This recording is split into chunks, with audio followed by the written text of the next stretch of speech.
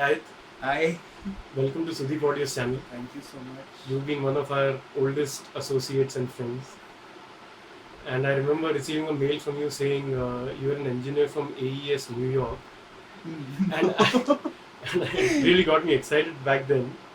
Only to realize that you were sitting in a place called Suri in Bombay. But it's been a wonderful run with you since Sudeep Audio started. And I'm glad that we got this opportunity to cover your journey. And the viewers will benefit a lot if they continue to watch, because they'll not only learn from your journey, but they'll also know what kind of services you offer. Okay. And for what reasons should they contact you, and they will definitely contact you. Okay, thank you so much. So all yours, please. Aditya, thank you for having me over. Thank you so much. And it's really been wonderful to be a part of Sudeep Audio for so many years. It's been like 2004, right? Yeah. So I've always been interested in audio, sound, audio equipment since childhood, and I spent a lot of time dissecting audio equipment, and then later on trying to put them back also in a better way. And But no pressure from parents that why are you spoiling our equipment? in the beginning, yes, but when they saw things working, Okay. when they were actually working, and then I guess थोड़ा सा confidence हो गया उनमें कि अच्छा इसको कुछ आता है, you know. How old were you then? I must have been about 11 or 12. Wow. So I started dissecting equipment since then. Like people dissect their dinky cars. Yeah, absolutely. That kind of thing. absolutely. And then I started with, cleaning heads of cassette players and Which a lot of viewers will not know what you're talking about. cassette players, cassette decks, and changing the cartridges and styluses of turntables, Nice. servicing video, VCRs. That time, people would actually call an engineer and say, okay, please clean the head and Correct. make this, do that, change the belts and all that. So I used to take up these kind of jobs while I was in school, and we used to do this, cassette to cassette transfers. And like a friend would come and say, okay, I want these songs. I have them on these many cassettes. Can you put all of them in one cassette? So this, that's from where the compilations kind of start, kind of began. And so after actually while I was in college, that time only I was kind of determined to become an audio engineer. So mar ke I kind of just got through my college, and through a very dear friend of mine, I got introduced to the owner of Audiophile Studios, and one of the owners was Rahul Ravel. So, this is in Bandra. This is in Bandra, in Pali Hill. So I joined there on I think December 2000. No, not 2000. December 1998. So I joined there as an assistant, and the first maybe 1 week I was just trying to figure out what's going on over there. Which wire goes where, and we had.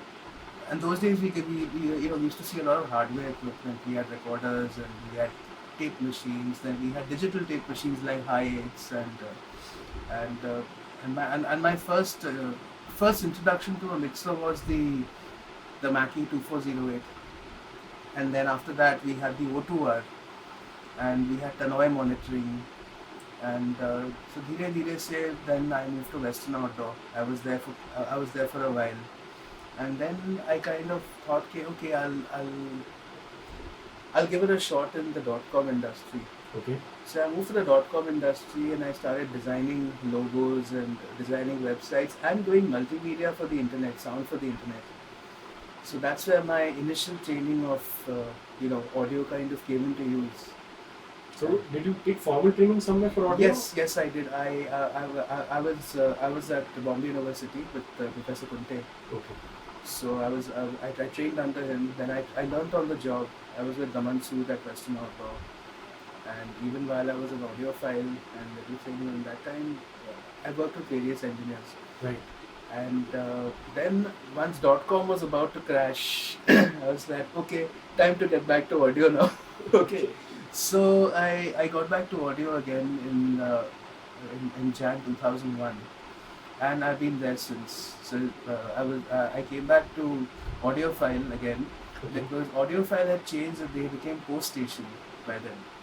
and the management had changed, and we had some very nice equipment. We had ATC monitoring, and we had Hafler amplifiers, plus the two O2Rs were there, and we had this DAW called the DSP post station. Okay. So I think that's where they got their name post station from. But it was quite an interesting DAW, and then obviously and that time, you know, studios were like shutting down left, right, and center. Oh, it was happening back then also? Back then as well. Okay. So there were studios which were picking up, there were studios which were shutting down. So Okay. you know, ups and downs keep happening. And then so after post station shutdown, I kind of became a freelancer, and I started mastering as a mastering engineer, because I used to handle mastering projects even while I was in post station. So our main clients were like Times and, you know, Times Music and Virgin Music, Virgin Records. So we used to do a lot of mastering work for them, and mainly I used to do audio restoration and mastering, and plus while there were recordings going on, I used to go and handle recording sessions in the studio. While I started on my own, I started kind of doing transfers, school to CD, LPs to CD, cassettes to CD, audio restoration. And then I got introduced to Virgin Records again by a friend of mine who works there. And they kind of remembered me because I used to be at post station and I used to work for them. And so since then, they were like my first proper clients as a freelance. So I kind of became a consultant for them for mastering. So I kind of mastered all their releases, EMI, then they were distributing Warner Music. So all the Warner titles, then the EMI Pakistan titles, this one, Farida Khanum, Abida Parveen, Ghulam Ali, all these albums were kind of, I would say, digitally remastered, you know, as you can call them. And with whatever, I would say, resources that were available at that time, using that and just tried to give them the best products possible. And luckily there were no customer complaints, so chalo I should say, okay, Pappu pass ho gaya, you know, that kind of situation, you know. But it also brings me to a point that you said that you had worked with Virgin at the studio, Yeah, and then when you went freelance, they remembered you. So yeah, this is an important point an engineer should remember about customer relations. yes, absolutely. So, can you 100%. share something more about that? See, just it's important to build a good rapport with your clients, right? So if it's just only work, and okay, fine, you come, you give me your stuff, I work on it, I give it back to you, you pay me for that, and that's it. So that becomes very mechanical. It's like buying Yeah. bread Sorry from about a that. shop. Yeah. I'll ask you. Okay. So it's like you're buying online. Yeah, it's like There- buying there's no- online. There is just no Add to interaction cart, with your pay money, get out. exactly. So There's there no is no human interaction. there is no human interaction. So that's an important So- thing one should remember. Yeah, and I really like it when the client would come and spend time while you're working on the project. That kind of helps you to build up a rapport with him or her, and they also understand the amount of work and effort which, you know, kind of goes into mastering or remastering a particular album, especially for audio restoration, where you're cleaning out all the noise, all the clicks and the pops and whatever was there. And from then to now, in terms of digital audio, that time digital, I would say it was still in a state of infancy compared to what it is today. Like even the very high end digital equipment, you know, sound cards and all, which were available during that period. Today, even an entry level, I would say an entry level sound card, maybe can I take a name? Of course, Like a Steinberg UR22. we sell everything, so it's fine. Okay, cool. Or a Audient ID4. They can give you very decent quality. Alright, very decent quality. You can actually get away making stuff on that, which will be kind of acceptable, I would Right. say. But in that case, why do we have, since I mean, just maybe diverting from the story, but Yeah. in that case, why do we have high-end products if we can get See, away with a 10, Get away 15,000? you to start with for someone who's starting up for the first time. Okay. I won't say you can do a great production with that equipment, and the thumb rule is you get what you pay for. Right. You know, if Yeah. you're spending 15 to 20,000 on an audio interface, you're going to get the quality of 15 to 20,000 in terms of converters, preamps, whatever's there in it, Correct. build quality. But what you're saying is that quality versus what you had back then Yeah, is far better. it's But- far better at that price point. Right. Sorry, I did not elaborate on that. It's my mistake.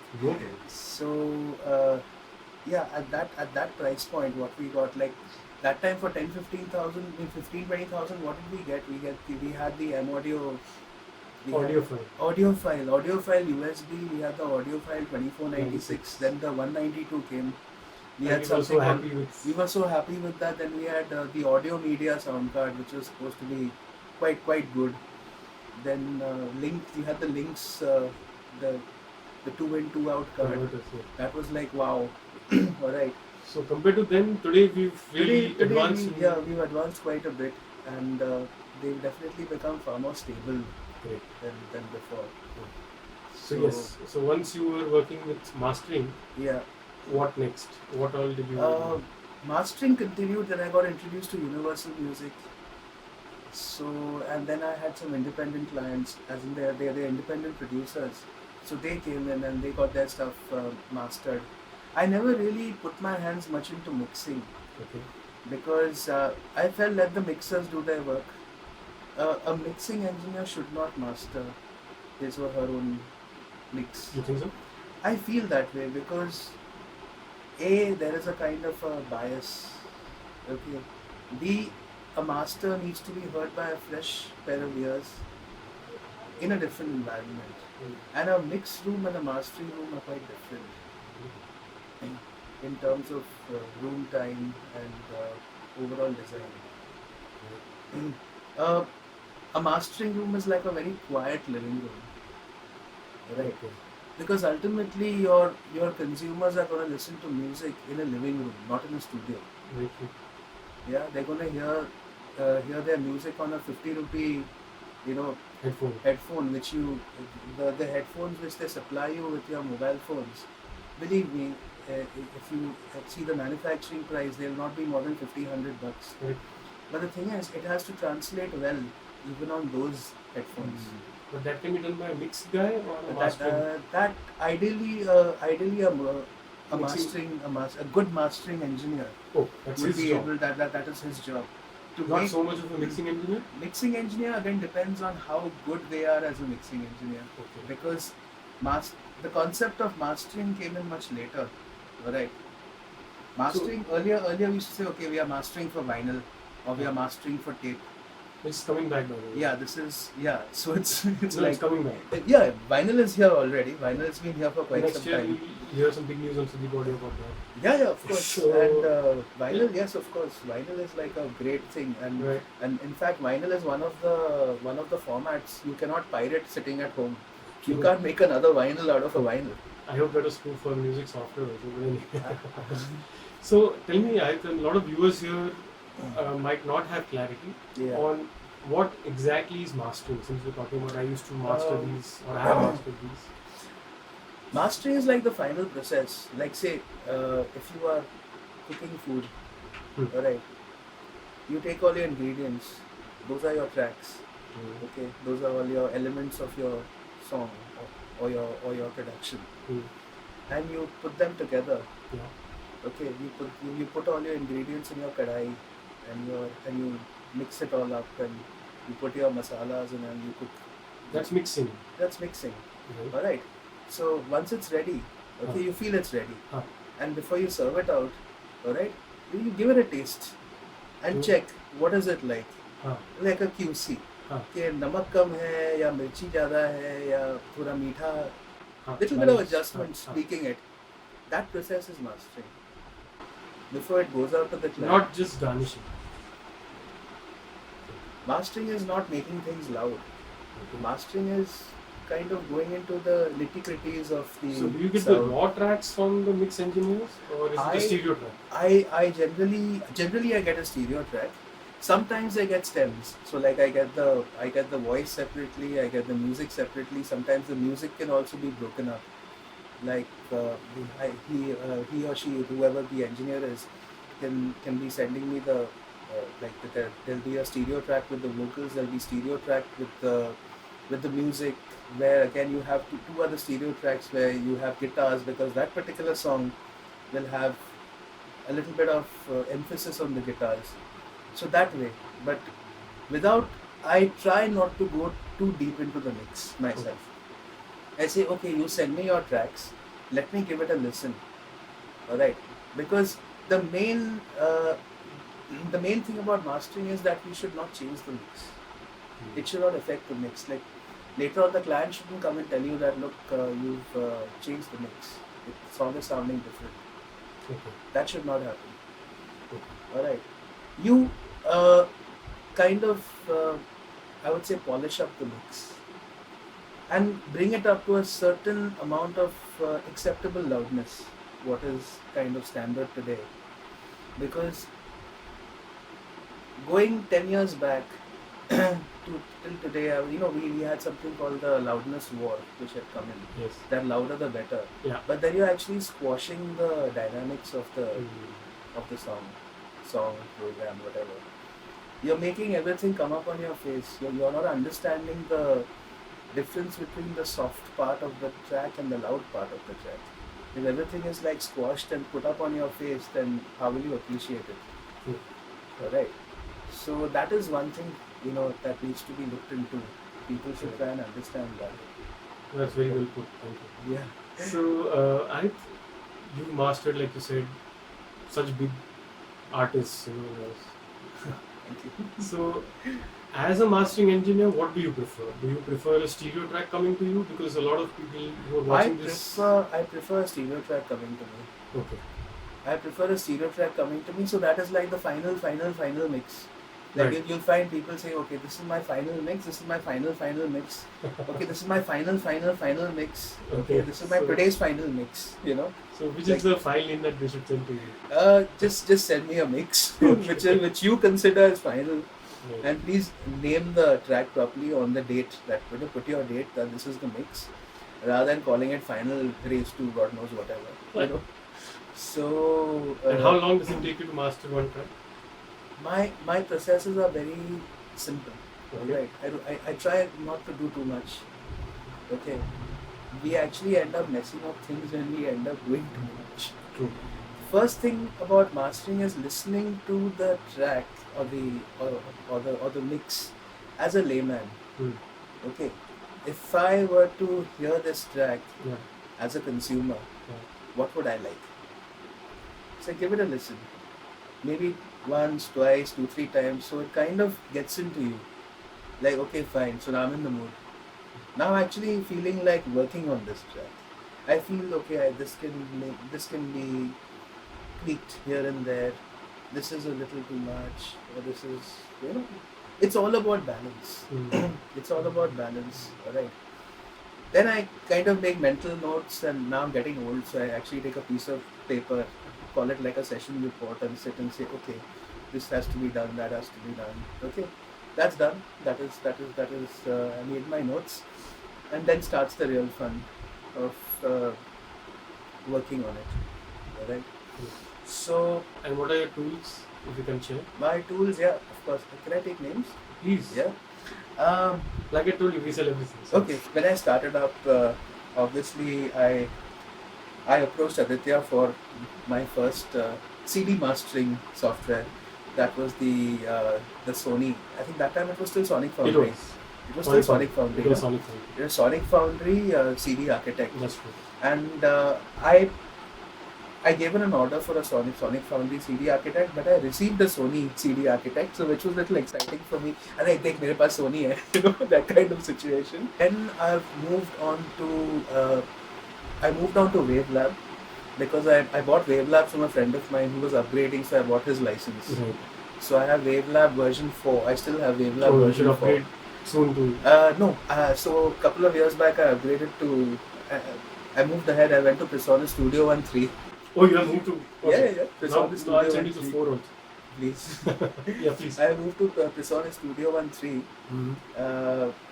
and they have the professional version. So they have a separate mastering window for that, like a separate project window and a separate song window. The song window is like a DAW, like a typical Yeah. DAW, like your Cubase or your I Pro know, Tools yes. and all that. And the project window, it's like where you line up all your tracks, alright, all your stereo tracks, and you can sequence them in a particular way. You can work on the individual tracks. Mm. So you have inserts for every track, and then you have a pre-master and a post-master inserts.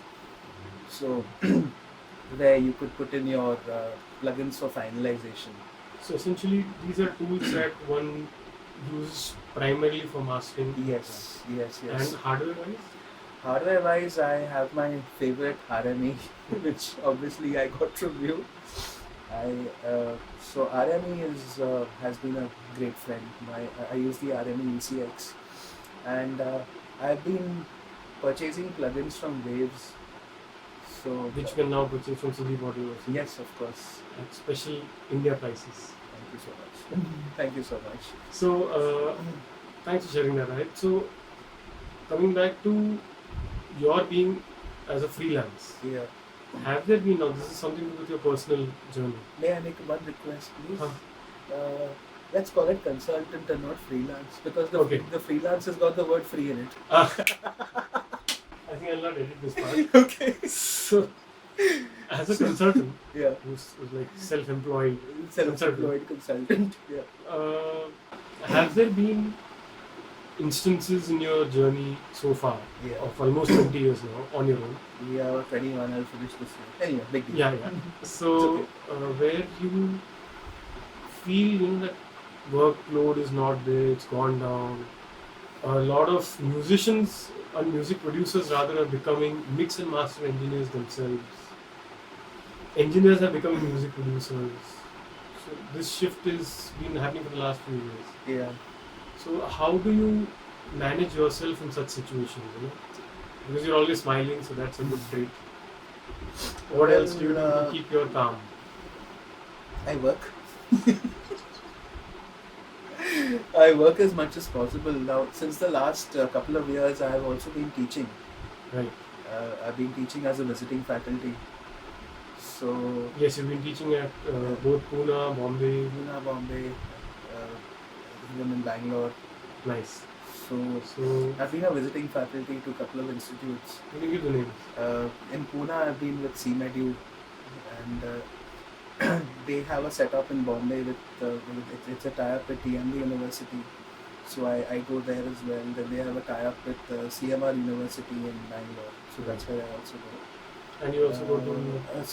TMB in Kharghar. Did I say TMB in Bangalore by mistake? No. Okay. And you also go to Arvind's place called... Yeah, I go to Arvind's place called MMI. So What is I it? teach What them. is as now a teacher when you yourself were an assistant when you started off? Yeah. You would be having hundreds of questions for your boss or for your main Yeah. engineer. Yeah. Are you being asked those kind of questions, or do people ask you how do I upload on Instagram? Actually, ever since when I started my career, that time the internet was still very young. Correct. Internet was used more for kind of Sending emails. sending emails, looking at looking at different sites, getting information. That came in much later. Yeah, whatever It was whatever much was there in Yeah. in '98, whatever was there. So I had my first Yahoo email ID, and I was like very happy. I have an email ID, that kind of thing. But nowadays, mainly students, they don't come and ask you questions that, sir, how does this work? It's more like, oh, we know about it.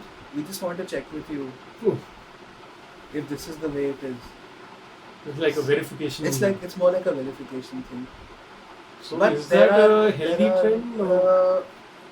I don't know. See, self-learning is very good, Right. but becoming overconfident, Hmm. during a self-learning process can be dangerous Without experience. without experience, Without even meeting a client. without doing much of I would say without taking up any projects for the industry.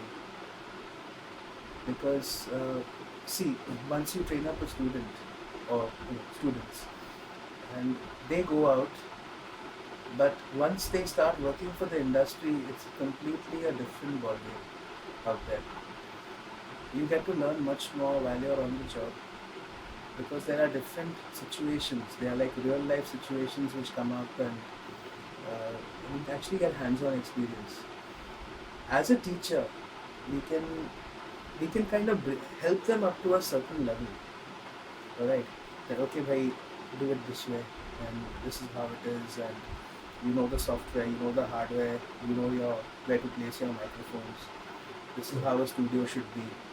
Alright, but then when it comes to all I just kind of tell them is not to get overconfident.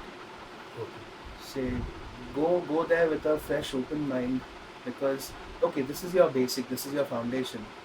Alright, you may have scored the highest in the class, great, superb. But the thing is that that is still your foundation.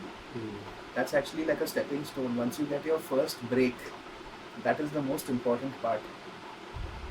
Alright. Once you get your first break, go there, keep your mind open, see what's going on. Mind, eyes and ears open, and your mouth shut. And ears open. And ears open, absolutely. Absolutely. So that's good advice. So just see what's going on, try and blend in, try and see what's going on, and slowly get there, pick up, and have a great career. Super. Grow. And you need to keep updating yourself. Okay, that's actually my advice to everyone coming up, that you need to keep updating yourself with new technology, whatever's happening. Like for me, if I have 20 years of experience, I have to say I have 20 years of experience, not 1 year experience 20 times. True. You know? True. So that should not happen. True. It's a nice quote. Yeah. So you have to kind of Nice. get that sorted. So what are the other services that you offer, so that our viewers, as I promised in the beginning, can contact Oh you? yes, I consult in kind of setting up and designing studios, but mainly I'm focusing more on home setups, because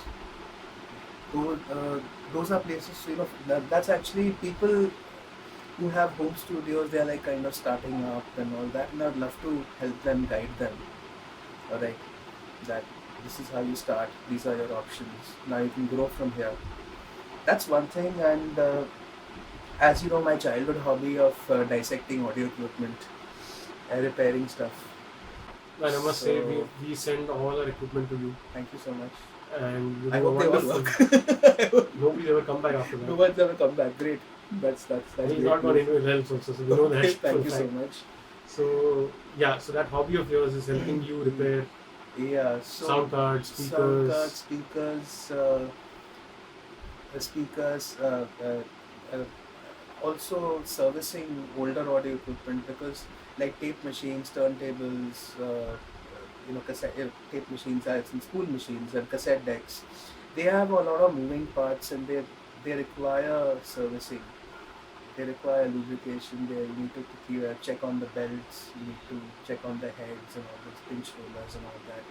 For turntables, you need to take a look at your cartridge. If it's a belt drive, you need to check on the belts, keep the bearings well oiled. And as you know, Bombay, we are so close to the sea. Yes. So you have the sea breeze with the salt and all that. And their electronics don't get along very well. True. Okay, they electronics don't like moisture. They don't like the sea breeze. But unfortunately, that's where we are today. So you need to take care of your equipment. So that is one service I provide. Excellent. And restoring old machines. Trying to restore old machines, because the main challenge here are the spare parts. But they can always be got from the manufacturer. They can be got from the manufacturer. Now that brands like Technics and all, they've gone into remanufacturing of the old machines. They're giving it like a new name or a new face, and they are bringing it up. So Studer, I mean the Revox is still there online. You can go to the Revox website and you can order whatever parts you want. Okay. So pinch rollers, capstans, belts. So for all the viewers, here we have somebody who is in Bombay and services all kinds of equipment, Thank you new so and much. old. Feel free to get in touch with him. Thank you so much. And thank you, Ahit, for writing a blog, or at least promising to write for sound You check. have to break that up. It's okay. And before we Yeah, wind up, I've been a little that's all right. lazy on that. We'll soon see some articles. Yes, absolutely. I'm working on 2 articles. So A I'm month. working on 2 articles. Yeah, actually, it's taken me a year almost. Yeah. Sorry about that. No problem. And thank you once again for sharing your journey with us. Thank you so much. And you're one of the first people. We are shooting at Sudeep Audio's mini warehouse in Bombay. Oh yes, I So love this sorry place. for the view. No, I love this fancy place. equipment. It's like Thanks, Ahit, and Thank wish you you so all the very much. best. We look forward to a great association. so much. Cheers.